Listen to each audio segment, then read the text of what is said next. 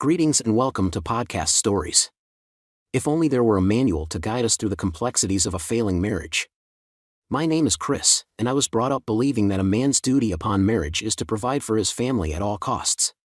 However, times have changed, with more dual-income households and women taking on the role of primary breadwinner. When Stacy and I tied the knot, I was the one with a stable job and promising prospects in my company. Though my work demanded late nights, weekends, and occasional business trips, Stacy seemed understanding.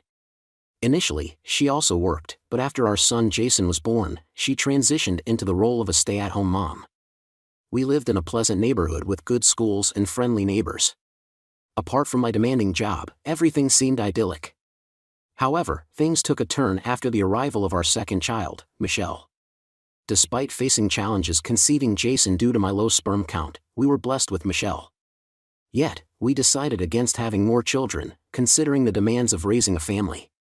As time passed, we encountered the usual hurdles and disagreements typical of any relationship. Nonetheless, we always managed to communicate and find common ground to resolve our issues.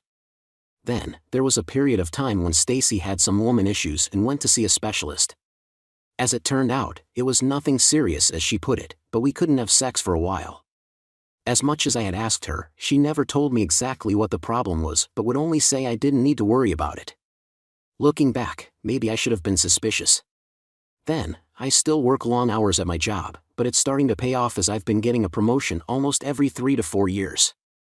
At this rate, I'll be director of manufacturing for my company within a year or two, and I know my hours will decrease, so I'll be able to spend more time with my family. Jason has just turned 17 and is less than a year from graduating high school, while Michelle is just about to start. Both of them are natural athletes. I like to think they get that from me. Jason is a star on his school's baseball team, and Michelle loves soccer but also plays softball. They're good students, and both are very popular. Each of them has many friends. Jason has had a few girlfriends, and Michelle is just at the point to start dating. God help me. Stacy had been hinting that she would like to go back to work since Jason will be heading off to college soon, and Michelle is old enough to be on her own. This didn't sound like a bad idea, as my wife did have a point, so I said it would be fine as long as it didn't interfere with our family schedule.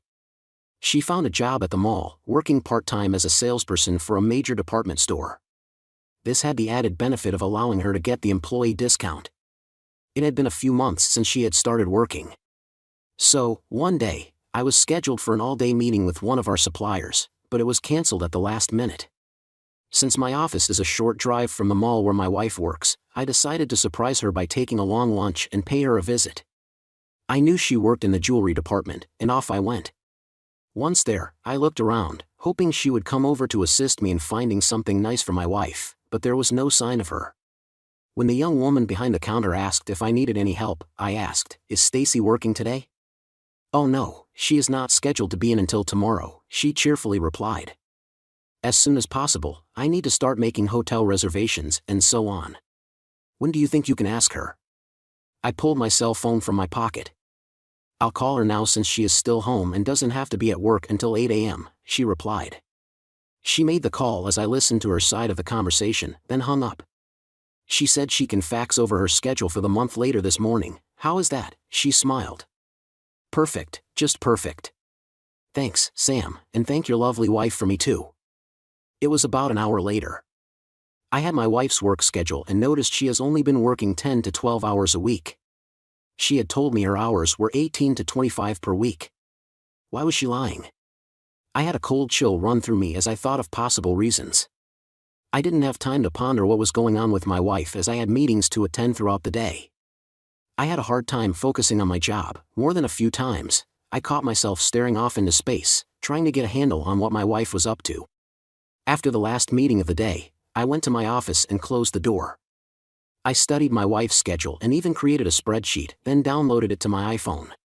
What was she doing when she was not at work? I had to find out, so I got online and started to look for a way to track my wife's movements. Soon, I had a list of items that would do the job, plus a few other things that might come in handy. I didn't want these items showing up on our credit card or bank statements, so on the way home, I paid for it and cashed a prepaid debit card. The following day, I ordered all the items I would need and had them shipped to the office. It would take a few days for them to arrive, so now I had to come up with a plan and what I would do if I found out the worst. Sitting at my computer, I created a list of possible explanations as to why my wife was lying to me about her work schedule. At the top of the list was infidelity. If that was true, then our marriage was in serious trouble. But I still had a hard time believing she would cheat on me. Our marriage was good, or at least I thought it was. The sex had dropped off over time, but we still made love 2 to 3 times a week. Okay, maybe it was a little boring or predictable, but was that any reason for her to cheat? By the following week, the items I had ordered arrived at work. Now all I had to do was put them in place. I had ordered a tracking device for her car that I could use with my iPhone or iPad to see where she goes. I also received a few voice recorders that are voice-activated, several spy cameras that would be placed in our bedroom, and a good digital camera with a powerful zoom. Looking at all these items gave me a sick feeling that our marriage had come to this.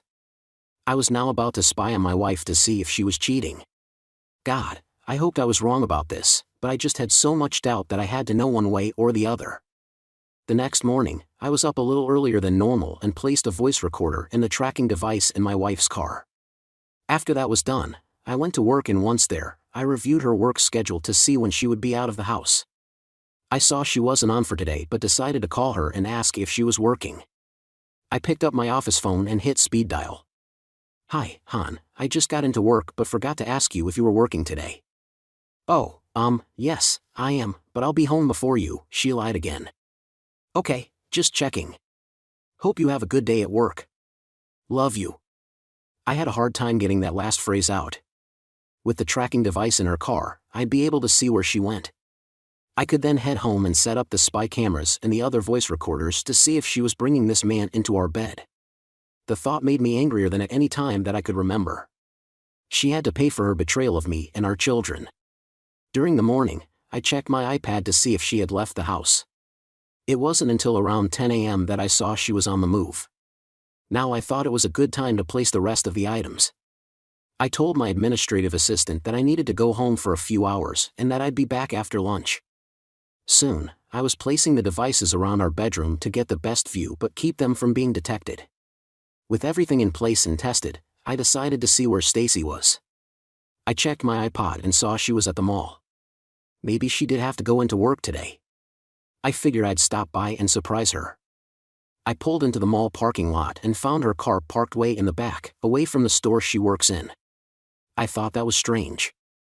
I pulled out the new digital camera and took a few pictures. I found a parking space close to the store and went straight to the jewelry department. Once there I saw the same young woman who waited on me the last time. "Hello, I was wondering if Stacy is working today." "I'm sorry, sir, but she quit last week. She said it was interfering with her family life." "Is there anything I can do for you?" she smiled. "Oh, no, thank you." I was angry beyond words. If Stacy had been anywhere near me at that moment, I would have slapped her. How could she lie to me so easily? Now the thought came to me that this has been going on for a while. But for how long and with whom? I was going to find out and make her and her lover pay. I decided not to go back to work. I picked a spot in the parking lot where I could watch her car but not be seen by her. The zoom on my camera allowed me to observe from a safe distance and, if necessary, record what would take place. When she did finally come back to her car, it was almost 2 p.m. A car pulled up next to hers. I watched her get out of the passenger side. I saw her lean down, say something, and smile. That simple act made my blood boil. I took several pictures of her and the car she got out of. I did not see the driver's face, but I did notice the car had dealer plates on it. There are only a handful of car dealers in the area, and it shouldn't be too hard to track that car down. By now, she had presumably driven off to go home. I sat there thinking of what I had just witnessed. I decided to drive by a few of those dealerships to see if I could spot the car leaving the parking lot. I drove towards some of the car dealerships, and soon I saw the signs and flags promising big savings or new models. It wasn't a new car I was looking for, but the lover my wife was spending time with. I looked at several car lots, but I could not spot the car I saw earlier. I wasn't about to get out of my car because that might tip them off. Then it came to me, I still hadn't really seen anything that proved they were lovers. I needed to catch them in the act. But how? This problem would have to wait as I was preparing for a 3-day business trip to a customer the following week, and I needed to keep my head on straight. I arrived home at my usual time, and all appeared normal. Reminding my wife of the trip, I decided to lie again. Sorry, hon, but they decided to extend our stay for the whole week. I should be back by Saturday afternoon. I hope that won't be a problem for you. No, that should be fine, she smiled. I just knew she was planning on spending time with her lover. I hoped that I could catch them in the act and put an end to it once and for all. I went to bed and pretended to sleep while my mind tried to solve this problem. When I went to work the next morning, I pushed that problem to the back of my mind and focused on my work. The week went by quickly. I was due to fly out on Sunday afternoon. My son asked if he could drive me to the airport. I could tell something was on his mind as I drove. "What's up, slugger? You seem awfully quiet. Is something bothering you?" He cleared his throat. "I'm Dad. I don't know how to tell you this, but I thought you needed to know. Mom is having, he was having difficulty getting the word out, so I helped him. She is having an affair." "Yes, I know. Is that what you wanted to tell me?" He looked at me with a mix of surprise and sadness. "Are you going to divorce her?" "I don't know yet." "How did you find out she was seeing someone else?" "A few weeks ago, my baseball practice was canceled due to rain and I came home a few hours early. It was coming down pretty hard, so when I got home, they didn't hear me come in the house, but I heard them. I went up to your bedroom and saw the two of them. I was so shocked I didn't know what to do, so I went to a friend's house and came back a few hours later. He was gone, and it looked like Mom had taken a shower. I saw the tears in his eyes as he told me. God, I wanted to kill her at that moment." "Does Michelle know?" He shook his head. "No, I don't think so, and I'm sure as hell not going to tell her. You know her and her temper." "Good, because I'm hoping I can save our marriage and our family. Just try and act normal around your mother and sister, and if you need to talk, just call me, okay?" We got to the airport, and I hugged my son. "Be strong, okay? And look after Michelle. Call me if you feel the need to talk." With that, I found my coworkers. We checked in and soon boarded our flight. The trip was productive as we closed a huge deal with a new customer. It took us several days of meetings and negotiations to get the deal signed, but it worked out well for both parties. On the last day, we were out having a late lunch celebrating when I got a frantic call from Jason. "Dad, you need to come home now." There was panic in his voice. "What's wrong? What happened now?" I was in a panic. "It's Michelle.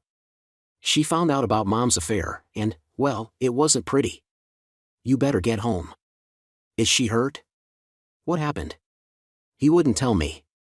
"Just get home soon, please." I excused myself and said I had a family emergency and checked out of the hotel. Once at the airport, I got the next available flight home. It was only a 2-hour flight, but it felt like a lifetime. As soon as I was on the ground, Jason was there to meet me. "Okay, what the hell happened? How did Michelle find out about your mom's affair?" Jason looked at me pretty much the same way I did. But she took matters into her own hands. Her softball practice had been canceled, and she went home early. She found the two of them together in bed, like I did. The only difference is, she took a baseball bat to his sorry ass. I looked at Jason in shock, but he had a big grin on his face. He won't be walking for a while, and I doubt very much he'll ever have sex again. "She what?" I said in disbelief. It seems from what Michelle told me before the police took her into custody, that they were in the heat of passionate lovemaking when she walked in on them. She was as shocked as I was, but also mad as hell about it, so she went back to her room, grabbed her softball bat, and began beating the crap out of this guy. Once she was satisfied with the damage she'd inflicted, she dialed 911 and said she caught a criminal attacking her mother and that they should send the cops and paramedics. I had just gotten home by then, and I could hear the poor bastard crying in pain upstairs. Once the cops arrived, they questioned Mom, Michelle, and this guy, Kevin. Michelle stuck to her story that since it wasn't her father screwing her mom, it had to be forced, so she took what she thought to be appropriate measures to stop him. Jason couldn't stop smiling. "This isn't funny." Then, I started to laugh when we got home. I found Stacy sitting on the couch, looking like. I went over to her and took her in my arms. "It's okay, baby, it's okay, we'll get through this." I know this has been very traumatic, but I'm sure with some consoling you'll be fine. I was playing up the assault theme so she wouldn't suspect I knew the truth. She shuddered. Oh God, then she began to cry. I turned to Jason. Where is Michelle now? She is still at the police station. I wasn't sure what to do. I got up, pulled out my phone, and called our family lawyer. I told him what happened and asked if he could recommend a good lawyer for this situation. He said they had one in their firm and that he would meet me at the police station within the hour. Then I took Jason aside to talk with him so Stacy couldn't hear us. I don't want your mother to know that we know about her affair. As far as we're concerned, Michelle was going after a criminal, okay? He smiled. Got it. You need to stay here and comfort her. I'm going to get Michelle and bring her home. I was at the police station talking with the desk officer and waiting for the lawyer. Soon he showed up looking all lawyerly in his suit and tie. We proceeded to get Michelle released. From what I was told, Kevin wanted to press charges against Michelle for assault. I asked, is my wife pressing charges against Kevin for assault? No, came the reply. I knew I had her between a rock and a hard place. If she didn't press charges, then she would have to admit the affair and Michelle might go to jail. If she did press charges, Kevin would most certainly say they were having an affair and Michelle might very well go to jail anyway. I felt a mix of pride and sadness for Michelle. I was proud that she was trying to protect her mother from an alleged assault, and sad that she had to find out this way about the affair. I knew right then and there our marriage was over. It took several hours, but Michelle was released to me with the promise to appear in court within the next few days. I hugged my daughter hard as she cried. I'm sorry, Daddy, but I had to stop him, she sobbed. It's okay, baby, you did the right thing and I'm so proud of you. I was crying now. Can we go home now? You bet, sweetie, you bet. As soon as we were home, Jason gave Michelle a big hug when she came in the door. How are you doing? She sniffed. Better now that I'm home. I looked around the living room. Where's your mother? She went to lie down, then Michelle spat, when you divorce her. Sorry, what? I asked. Can I live with you both? Jason and I looked at Michelle. Who said I was going to divorce your mother? I asked.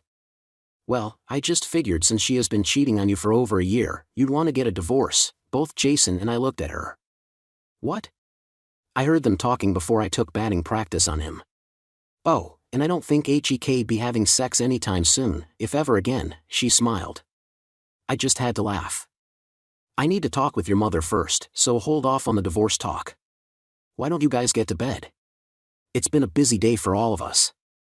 I went upstairs and found Stacy lying face down on her bed, fast asleep. I grabbed some clothes and went to sleep in the spare bedroom. It was late, and I didn't see any point in waking her to hear her side of the story. Sleep didn't come easy, but it did come. The next morning, I woke up at about 10 a.m., but I felt like I got up and headed down to get some coffee. I found Jason and Michelle sitting at the kitchen table, talking. They saw me walking in, and they each got up and gave me a hug. Jason looked at me. You look terrible, Dad. Are you okay? I nodded. Yeah, just tired. Is your mother up? They both shook their heads, and Michelle spoke. Not yet. What will happen now? Will I go to jail? I'd rather go to jail than have to live with her, she spat. Michelle, you don't mean that. Look, you too, your mother loves you regardless of what she has done to our marriage. I'll talk with her and see what we can work out. I'm not holding out much hope. I wasn't holding any hope. Suddenly, Stacy appeared, standing in the doorway. Please, please give me a chance, she cried. I don't want to lose you or my family. Can't we talk? Can't we try and work things out? I looked at her, and the kids glared at her. Stacy and I needed to talk, but not in front of the kids. So I gave Jason a couple of 20s. Why don't you and Michelle go take in a movie then go for some pizza afterwards, okay? They both nodded as they left. They said, love you, Dad, but they said nothing to Stacy, and she noticed once they were out the door. Stacy collapsed onto a chair. They hate me. My own children hate me. Well, what did you expect? You were with another guy, and they found out. So where do we go from here? I understand Kevin wants to press charges against Michelle. If that happens, I'll be sure all of this unpleasantness comes out in the press. You better have a talk with your ex-boyfriend. Oh, and if he doesn't agree, you tell him you'll file assault charges against him. Do you understand? She nodded and started to cry again. What about us, Chris? What about our marriage? I'll be talking to a divorce lawyer next week. You can do the same. As far as our marriage is concerned, it ended years ago. I'll take full custody of the kids because Michelle will probably take a baseball bat to you while you sleep. Do you really want to live in fear of your own children? But they're my children. They love me, she sobbed. Not so much after what they found out about you and Kevin. This is going to be messy no matter how we handle it. I know I'm going to regret saying this, but it would be in your best interest to get a lawyer and see what your options are at this point. I'll try and be fair, but you hurt me and the kids, and that I cannot forgive so easily, I said. She started crying again. Chris, I don't want a divorce. I want my family back. Please help me. Why? You not only cheated on me, you cheated on our family. The kids don't want to have anything to do with you. You really screwed up, Stacy, and I'm not sure I want to stay married to you. Please tell me what I need to do to keep our family together. I'm so sorry. She was crying even harder. A good start would be for the two of us to see Kevin and get him to drop the charges against Michelle. Then we need to talk about why you did this and see if this marriage is even worth saving. I'm not promising you anything. If you are willing to be open and honest, we may have a chance. I was just saying what she wanted to hear so I could get the charges dropped against Michelle. There was no way in hell I was staying married to the cheating. I can talk to Kevin alone. There is no reason for you to be there, she said quietly. Oh no, we are doing this together. This involves our daughter, and as her father, I am going with you. Do you understand? She nodded, her bowed head as if defeated. Soon we were driving over to the hospital to talk with Kevin. I was expecting a pleasant conversation. As we walked into his room, I saw both his legs were suspended up in the air by ropes, his knees were bandaged, and one arm was in a cast, probably from trying to deflect the blows from Michelle. I smiled inwardly and thought about buying her a car for her next birthday, even though she was 2 years from getting her driver's license. Kevin heard us walk in. He looked pretty out of it, his eyes were glazed over, no doubt due to the pain medication they gave him. Hey, if it isn't the loving couple. Come on in and see what that did to me, he said calmly, as if he was drunk. Please, Kevin, we just want to talk. It doesn't have to get nasty, Stacy said, her voice trembling. She was nervous, but I wasn't sure why. Then it came out. I told you to get an abortion 14 years ago, but no, you just had to have another child, even if it wasn't his, Kevin spat. I turned to Stacy. What is he talking about? What did he mean that Michelle isn't mine? Oh, he's just talking nonsense because of the drugs. Don't pay any attention to what he is saying, she was visibly shaking now. Oh really? Well then, I guess a DNA test will prove beyond a shadow of a doubt that she is my daughter. Maybe I should get one done for Jason as well, just to be sure he is mine too. What do you think, dear? I was angrier than I had ever been. Stacy ran from the room crying. I just stood there, then I looked back to Kevin and looked him in the eye. Okay, this is what you're going to do. First, you drop the charges against Michelle. Second, you stay away from my family. As for Stacy, you can continue your affair, as she won't be my wife for much longer. You got that? The two of you can all you want now. He started to cry. That little made sure I wouldn't be again. Yeah, I'm buying her a car for her next birthday. I asked him, is she your daughter? He nodded, unable to speak. Then I asked, so you and my wife have been having this affair for the last 15 years now? Again he nodded. It was such a blow to my ego that I was glad she wasn't in the room anymore, because I would have killed her. I sat down and just stared into space, wondering how could I have been so blind. Then it occurred to me about the problem she had years ago, the one she never explained to me. I had a really bad thought. I looked at Kevin. That medical problem she had a few years ago, was that another pregnancy that she had terminated? He nodded. I told her that if she didn't get an abortion, I'd tell you that neither Michelle nor the last one was yours. I just put my head in my hands and cried. That's stupid, stupid. I thought. After about 10 minutes, I composed myself and walked out of Kevin's room. Stacy was sitting in the waiting room, staring out the window. As soon as she saw me, she got up and walked with me out to her car. Once we were in the car, we sat quietly until Stacy spoke up. I know you must really hate me, but it's not what you think. It was just. I cut her off. If you say it was just sex, you'll end up in the next room to Kevin. When did you start this affair? When were you going to tell me about the abortion? When were you going to tell me Michelle isn't my daughter? She started crying again, but this time I didn't care. Okay, this is how it's going to play out. And if you don't agree to all of it, there will be a storm that will bury you alive. Are we clear? She nodded. First, our marriage is over, and you will move out of the house tonight. You are never, and I mean never, to set foot inside that house again. Second, I will get complete custody of the kids. You will get visitation rights, but only if the kids agree to it. If they don't want to see you again, then so be it. Third, if you ever say anything to Michelle about me not being her father, I will make your life a living hell. Your family, friends, and coworkers will know you had a child with Loverboy in there, and that you also had an abortion to try and keep it secret. Oh wait, you quit your job to spend more time with Kevin. She had her head in her hands as if trying to hide from the ugly truth. Stacy, I never want to see you again, and I don't want you near my children. Do you hear me? Are we clear on that? She looked over and sobbed, but they're my children too. No, not anymore. You can visit them if they agree to it, but it's not likely. Now, when we get home, you need to pack up your crap and get out. She was still crying. Where will I go? Call your parents, call a friend, see if you can stay at Kevin's place, get a tent and camp in the park for all I care. You can go to hell. We drove back to my house. I pulled into the driveway, and we sat there for several minutes not talking. Finally, I broke the silence. Why, Stacy? Was it not enough for you, the family we started, the nice home? Was it the sex? She just sat there. It meant nothing to me. He was great at sex, and then he began to blackmail me when Michelle was born. I do love you, can we at least try? I shouted. 15 years, Stacy. You cheated on me for 15 years, and you want to work it out? Get out of my house now. I got out of the car and stormed into the house.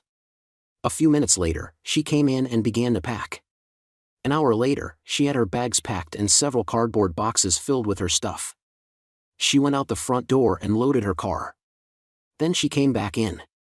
I'll need to come back to get the rest of it'll be staying at my parents'. Can I call you and arrange a time to pick it up? I nodded. You ruined a good thing, Stacy. I hope you know that. She just looked at me, then left. About 2 hours later, the kids returned and looked around. Jason asked, "Where's Mom?" She doesn't live here anymore, I told him. That I'd get custody of you too, and that she could have visitation if you agreed to see her. Sorry, guys, but our marriage was beyond saving. Michelle came over and gave me a hug. Thanks, Dad. We love you. Are you okay? Jason asked. No, but I will be with the help of you too. I held them closer to me. 8 years later, as time moved on, we, meaning Michelle, Jason, and I, were able to move past what Stacy had done to our family. The kids wanted nothing more to do with her and would only allow her an hour or two visit every other weekend if they didn't have any game or other activity scheduled. And they almost always seemed to have something scheduled for those weekends. I tried to smooth things over and get them to see her more, but as soon as Jason turned 18, he flat out told her she was no longer his mother and that she could go to hell. Michelle pretty much did the same thing, and this crushed Stacy. It was the first time in a long time I felt sorry for her. Kevin was released from the hospital and dropped all charges after I had another chat with him. That if he pursued having Michelle charged with assault, I would have Stacy file rape charges against him. He walks with a cane now, and it's rumored he can't get it up anymore, even with Viagra. The last I heard, he had seen a number of specialists that must have cost him a small fortune, but with no luck. Too bad. At Michelle's request, we underwent a DNA test, revealing she is indeed my daughter. The moment of realization brought us to tears as we embraced, overwhelmed with relief. However, lingering in my mind is the question, was the child Stacy terminated also mine? This uncertainty will persist until my last breath. Stacy resided with her parents for a while, secured a full-time job, and eventually relocated out of state, severing our contact. Despite sending birthday and Christmas cards to the children, they always returned them unopened. Jason earned a baseball scholarship, pursuing higher education at a prestigious university, while Michelle embarked on a nursing degree. Both excel academically and navigate the world of dating. While Jason has found a steady partner, Michelle expressed her desire for a partner akin to me. I believe she deserves someone even better. Re-entering the dating scene took years, yet I eventually met a wonderful woman with whom I share regular companionship. Marriage isn't a pressing concern for me now, and likely won't be in the future. The pain persists, but with each passing day, it lessens. My children are my solace, for which I'm endlessly grateful. Please feel free to share your reflections on this narrative and engage with us in the comments section. Don't forget to like, share, and subscribe for more content.